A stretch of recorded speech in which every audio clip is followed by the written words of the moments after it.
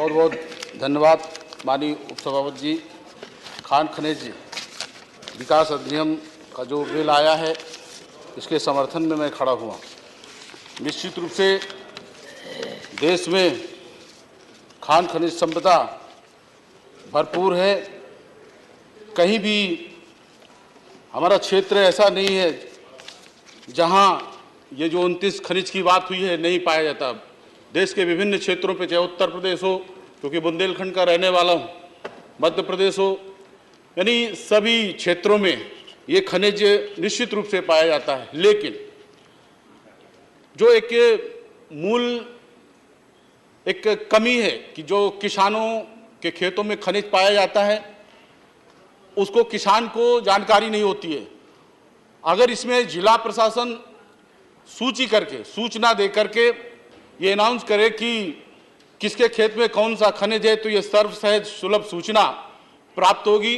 और निश्चित रूप से मैं कह सकता हूं कि छोटा काश्तकार है, उसके खेत में भी खनिज होता है, लेकिन वो असहाय होता है क्योंकि उसके पास इतनी सुविधाएं, पैसा नहीं है। और इसमें भी एक व्यवस्था जोड़ने के लिए मैं और बात करूंगा कि जब भी ये पट्टा उसको प्राप्त हो, तो पट्टे में जो प्राथमिक रूप से धनराशि जमा करने की बात आती है, तो बहुत सूक्ष्म धनराशि होनी चाहिए, ताकि वो एनओसी, एनजीटी के द्वारा जारी एनओसी के अंदर ही पट्टा ग्रांट तक उसको पैसे की जो प्रॉब्लम हो तो इधर उधर दाएं बाएं ना देखना पड़े। क्योंकि अगर जब व्यवस्था ऐसी सरल और सहज सुलभ होगी तो निश्चित रूप से उसमें माफिया, एक जो माफिया शब्द है वो बहुत हावी रहता है।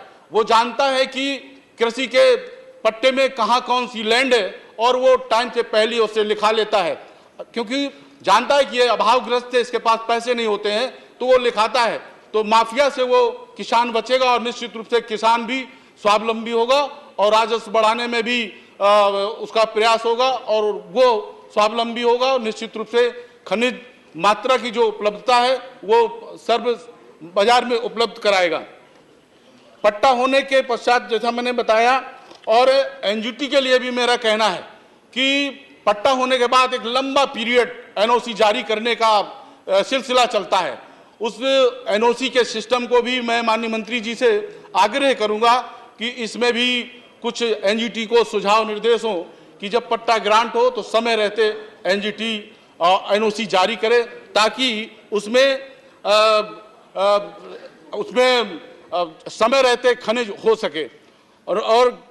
और ये पूरे खनिजों के बारे में जानकारी के लिए इसमें जिला प्रशासन की बहुत अहम भूमिका होनी चाहिए और किसी न किसी ऐसी एजेंसी के द्वारा भी इसकी पड़ताल के लिए सरकार को, केंद्र सरकार को और प्रदेश सरकार को लगाना चाहिए, ताकि विभिन्न क्षेत्रों पर पाए जाने वाले खनिज के बारे में जानकारी हो सके।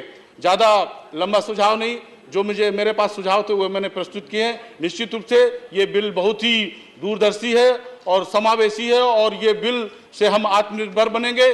जो आज हमें बाहर से आयात करना होता है वो हम निर्यात की भूमिका पर आएंगे और खनिज के क्षेत्र में हम बढ़ेंगे और निश्चित रूप से हमारी संपदा बढ़ेगी। यही कुछ बातें करते हुए, सुझाव देते हुए अपनी बारी को विराम देता हूँ। बहुत बहुत धन्यवाद।